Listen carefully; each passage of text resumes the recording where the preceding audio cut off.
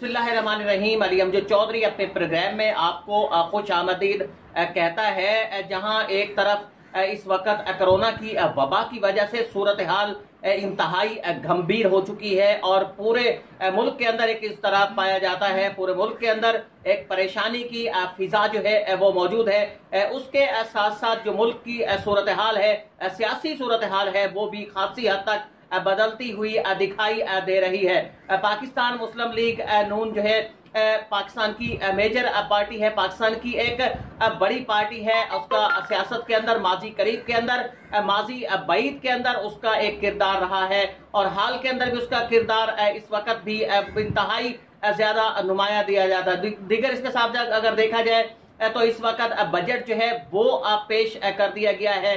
Budget की सूरत हाल क्या है, बजट में कितना रिलीफ जो है वो दिया गया है और पाकिस्तान मुस्लिम लीग नून की हिकमत अमली इस बजट के बाद जो है वो क्या होगी, पाकिस्तान मुस्लिम लीग नून किस तरफ अब जा रही है। आने वाले दिनों के अंदर मजीद जो तब्दीलियां हैं वो रोनमा होने जा रही हैं और पाकिस्तान मुस्लिम लीग नून का उसके अंदर किरदार कितना होगा। उसके साथ साथ पाकिस्तान मुस्लिम लीग नून के तबाह करने के हवाले से, पाकिस्तान मुस्लिम लीग नून को खत्म करने के हवाले से माजी करीब के अंदर, माजी बईद के अंदर बड़े दावे भी किए गए, लेकिन पाकिस्तान मुस्लिम लीग नून जो है आज भी अपना वजूद बरकरार रखे हुए है। इसकी वजूहात क्या है, इन तमाम मौज़ूआत पे आज हम बहस करेंगे और मेरे साथ इस वक्त मौजूद हैं लिया से साबिक रुकन कौमी असम्बली पीर खुर्शीद अहमद साहब के साहबजादे और साबिक रुकन कौमी असम्बली पीर सकलैन शाह साहब के भाई नायब सज्जादा नशीन है दरबार पीर जग्गी शरीफ के पीर सैयद हसनैन शाह बुखारी साहब,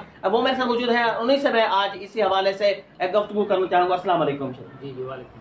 अच्छा जी, सबसे पहले तो बहुत शुक्रिया कि आपने हमें वक्त दिया। मौजूदा सूरत हाल को किस तनाजुर के अंदर देख रहे हैं कि अब बजट के बाद जो है वो सूरत हाल किस तरफ जाती हुई आपको दिखाई दे रही है। एक तरफ सरकारी मुलाजमीन जो है वो ये कह रहे हैं कि उन्हें पेंशन के अंदर इजाफा नहीं हुआ, उनकी तनख्वाहों के अंदर इजाफा नहीं हुआ। इसके अलावा जो तरक्याती जो बजट है वो भी बहुत ही कम कर दी गई। तो सूरत हाल को किस तरफ जाते देख रहे हैं?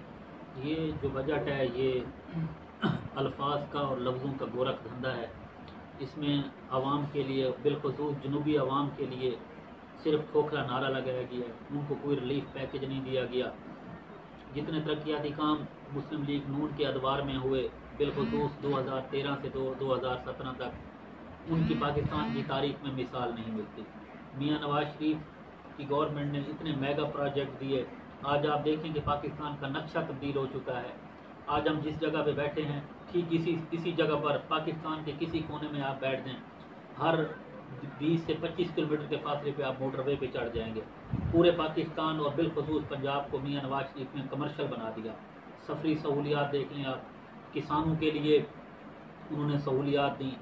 उसके अलावा जितने भी तरक्याती प्रोजेक्ट्स थे, बिलखुसूस आप देख लें, मेट्रो रोड देख लें, उसके अलावा बिजली के प्रोजेक्ट देख लें। 2013-2017 पाकिस्तान की तारीख का एक आइडियल दौर था और उसमें पाकिस्तान की किस्मत सबरी, आम लोगों के मसाइल हल हुए, आम लोगों के मसाइल को उनकी दस्तरस में लाया गया और उनके मसाइल को तरजीह बुनियादों पर हल किया गया। अच्छा जी, सूरत हाल जो है वो बड़ी गंभीर हो चुकी है कोरोना की वजह पे। उसके बाद अगर अब बजट की जो सूरत है उसको देखा जाए तो कैसा एक जो सिनारियो है, कैसा मुस्तकबिल देख रहे हैं? बस उम्मीद रख सकते हैं, दुआ कर सकते हैं कि अल्लाह ताला आगे के मामलात में खैर वफ़ियत फरमाए। फ़िलहाल तो ये बजट एक रवायती अंदाज में पेश किया गया, सिर्फ अल्फाज का ये गोरख धंधा है कि इसमें आवाम के लिए कोई रिलीफ पेश नहीं किया गया, आवाम के लिए कोई अमली तौर पर कोई इक़दाम नहीं किया गया। जो PTI के गवर्नमेंट ने, आज ये PTI की गवर्नमेंट का तीसरा बजट है, उन्होंने जो वादे किए थे उनकी वादों की तकमील का अमली नमूना कहीं पर पेश नहीं होता, कोई फार्मेट नहीं बनाया गया। आप देख लें, उन्होंने वादा किया था कि 1 करोड़ नौकरियों का, उसका कोई फार्मेट नहीं बनाया गया। उन्होंने कहा था KP रिफॉर्म्स का, उसका कोई फार्मेट नहीं बनाया गया। उन्होंने कहा 50 लाख घर बनाएंगे, उसका कोई फार्मेट नहीं बनाया गया। एक काम करना अलहदा चीज़ होती है, लेकिन उसका एक फार्मेट तो होना चाहिए। पाकिस्तान मुस्लिम लीग नून के सरबराह हैं मियाँ नवाज शरीफ साहब, उन्होंने यहाँ मतलब वज़ीर आज़म भी रहे, एक उनका यहाँ बड़ा मरकजी किरदार भी था। सेहत के हवाले से उन्हें बाहर भी जाना, बहुत सारे लोग ये भी कहते हैं कि उनकी सेहत ठीक है लेकिन फिर भी वो पाकिस्तान नहीं आ रहे। تو سمجھتے ہیں کچھ ایسی وجہ ہے؟ نہیں، ہم دعا گو ہیں، اللہ تعالیٰ میاں صاحب کو صحت یابی عطا فرمائیں. وہ واقعی طور پہ ان کی طبیعت واقعی خراب تھی، علیل تھے، کمزور ہو چکے تھے. اللہ تعالیٰ ان کو صحت یابی عطا فرمائے. صحت پر سیاست تو نہیں کی جا سکتی، لیکن دعا گو ہیں. پورا پاکستان آپ دیکھ لیں کہ ہر کوئی میاں نواز شریف کے لیے دعا گو ہے کہ اللہ تعالیٰ میاں نواز شریف کو جلدی صحت یابی عطا فرمائیں اور وہ واپس آ کر پاکستان کے عوام میں رہیں اور ان کی خدمت کریں. یہ بھی کہا جاتا ہے کہ یہاں صورتحال جو ہے خاصی گمبھیر ہو چکی ہے، روزگار جو ہے وہ نہیں مل رہا پاکستان تحریک انصاف کی حکومت کے دور میں. یہ بھی کہا جاتا ہے کہ ایک عام شخص کے لیے صورتحال انتہائی خراب ہے. اپوزیشن کی طرف سے کوئی منظم جو حکمت عملی ابھی تک سامنے نہیں آ سکی کہ جس سے ان مسائل کو کم کیا جا سکے. شروع دن سے ہمارا اپوزیشن کا ایک لائحہ عمل تھا کہ ہم نے اس گورنمنٹ کو ٹائم دینا ہے تاکہ یہ لوگ ڈلیور کریں. ان کو عوام نے منتخب اگر کیا ہے تو یہ لوگ ڈلیور کریں.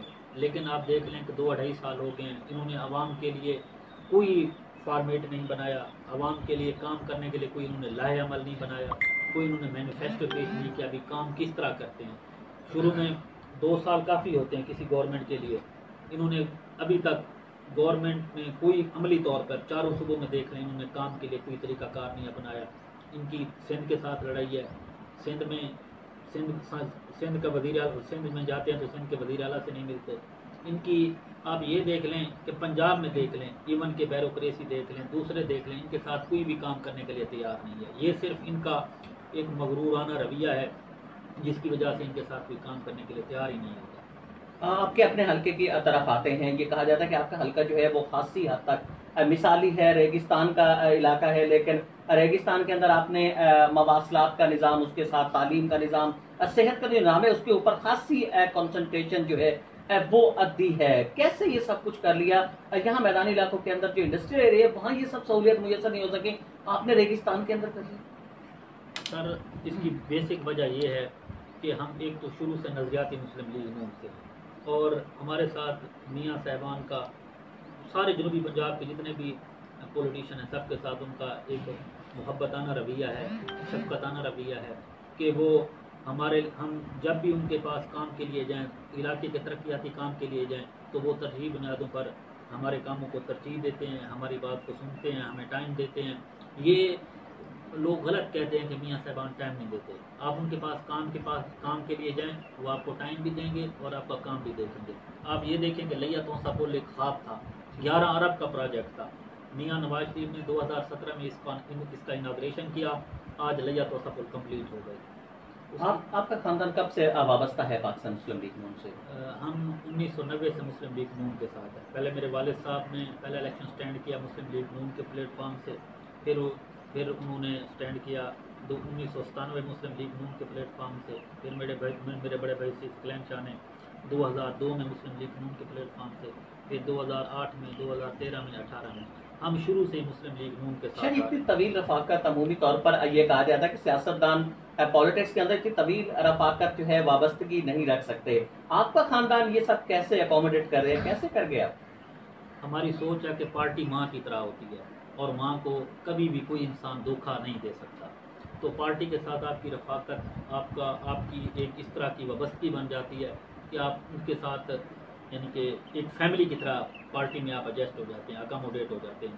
تو ہم نے کبھی بھی نہیں سوچا کہ پارٹی کو تبدیل کیا جائے. پارٹی میں اپس اینڈ ڈاؤن آتے رہتے ہیں، لیکن کوشش کی ہے کہ پارٹی میں رہ کر جو اپنے علاقے کے مسائل ہیں، علاقے کے جو بھی احوال ہے اس کو اجاگر کیا جائے اور علاقے کی طرف. یہ بھی کہا جاتا ہے بہت سارے مبصرین کی طرف سے کہ پاکستان مسلم لیگ نون کا جو مستقبل ہے وہ اتنا تابناک نہیں ہے. پاکستان مسلم لیگ نون، یہ دعوے کیے جاتے ہیں ماضی کے اندر کہ پاکستان مسلم لیگ نون جلد ہی ایک پارٹی کے روپ میں نہیں رہے گی.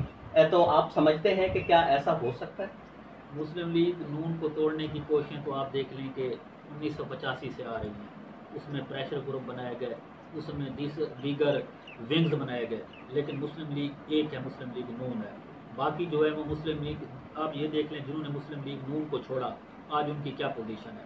چودھری نثار احمد کو آپ دیکھ لیں، شیخ رشید احمد کو دیکھ لیں، جتنے بھی ضیاء الحق کو آپ دیکھ لیں، اجاز الحق کا دیکھ لیں، جنہوں نے مسلم لیگ نون کو چھوڑا ان کی آج کیا پوزیشن ہے. وہ اکیلے ہو گئے ہیں. یہ میاں نواز شریف نے ایشیا میں جو ایک خواب دیکھا تھا نا، اس خواب کی تکمیل ہے کہ ایشیا میں پاکستان کو ایشیا کا ٹائگر بنائیں گے. تو انشاءاللہ اسی تکمیل کی طرف پاکستان گامزن ہے، اور انشاءاللہ پاکستان گامزن رہے گا. آپ یہ دیکھ لیں کہ مسلم لیگ نون نے 2013 میں 3 مین بڑے وعدے کیے تھے، اور ان وعدوں پر تقریباً 70 سے 75% کام ہوا. پہلا وعدہ تھا کہ بجلی کی لوڈ شیڈنگ کا خاتمہ کریں گے. آج آپ دیکھ لیں کہ 11,500 میگا واٹ بجلی جنریٹوں کے سسٹم میں شامل کی گئی، اور تقریباً 80-85% بجلی کی لوڈ شیڈنگ کا خاتمہ ہو چکا ہے. دوسرا کراچی کا امن تھا. آپ دیکھ لیں کہ کراچی آج پورا امن ہے. پاکستان مسلم لیگ نون کی قیادت پر کرپشن کے الزامات بھی لگے، کچھ صداقت دکھائی دیتی؟ یہ سارے جتنے بھی کیسز ہیں یہ سارے سیاسی بیس پر بنائے گئے ہیں. یعنی کہ کوشش کیا گیا ہے کہ اپوزیشن کو پارلیمنٹ کی سیاست نہ کی جائے، اپوزیشن کو ایسے ہی دبایا جائے.